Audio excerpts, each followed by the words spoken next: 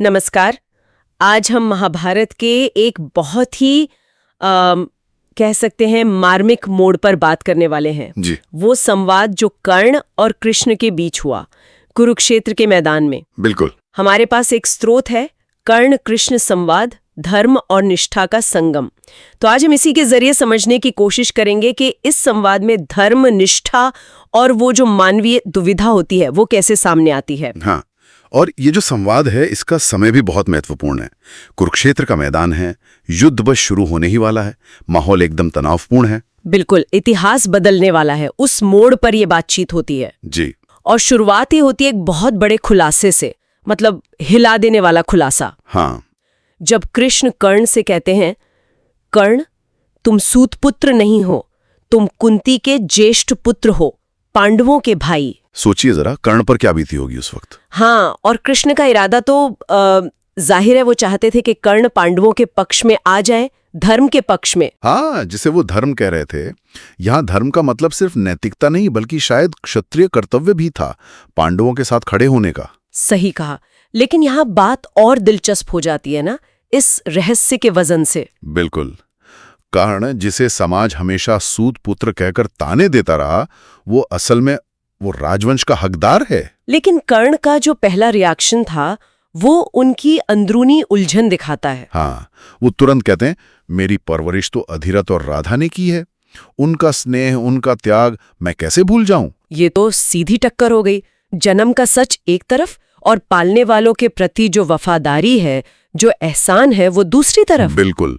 निष्ठा बनाम कह सकते हैं जन्मसिद्ध अधिकार। हाँ, इसके जवाब में कृष्ण फिर तर्क देते हैं।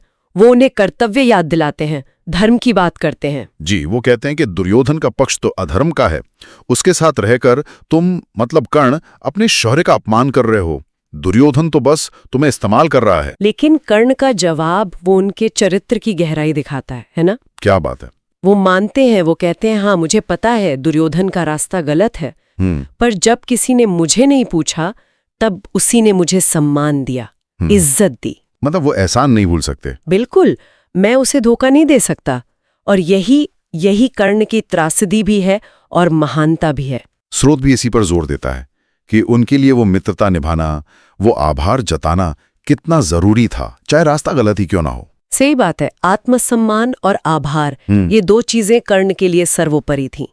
तो ये जानते हुए भी कि अंजाम क्या हो सकता है, वो अपनी बात पर अड़े रहते हैं, अपनी दोस्ती पर। जी। लेकिन फिर कृष्ण वो एक भविष्यवाणी करते हैं, बहुत दुख भरी। हाँ, वो कहते हैं कि तुम्हारा ये फैसला तुम्हें इतिहास में एक दुखद नायक बनाएगा और तुम्हारी मृत्यु अर्जुन के हाथों होगी। सोचिए। लेकिन कर्ण का संयम देखिए, यहाँ वो घबराते नहीं है। नहीं, बिल्कुल नहीं। सिर्फ एक ट्रैजिक पात्र होने से ऊपर उठा देता है। वो अपनी नीति का सामना करने को तैयार हैं, पर अपनी शर्तों पर, अपनी निष्ठा के साथ। तो इस पूरी बातचीत का, इस संवाद का निचोड़ क्या निकलता है? ये स्रोत हमें क्या बताता है? देखिए, ये संवाद एक तरफ तो कर्ण की महानता, उनके निष्ठा, उनके धर्म संकट को उजागर करता है। हाँ? तो दूसरी तरफ कृष्ण की बुद्धिमत्ता, उनकी करुणा और उनकी दूरदर्शिता भी दिखाता है। वो कोशिश करते हैं कर्ण को बचाने की। बिल्कुल। और अगर हम इसे आज के संदर्भ में देखें तो ये सिर्फ एक कहानी नहीं रह जाती, ये मानवीय मूल्यों की जटिलताओं को दिखाती है, जैसे निष्ठा, कर्तव्य, पहचान, भाग्य, इच्छा शक्ति। आज भी तो हम ऐसी दुविधाओं में पड़ते हैं, जहां हमें चुनना होता है अपनी निजी निष्ठा और जिसे समाज सही रास्ता मानता है उसके बीच। सही बात है। ये द्वंद्व आज भी उतने ही प्रासंगिक हैं।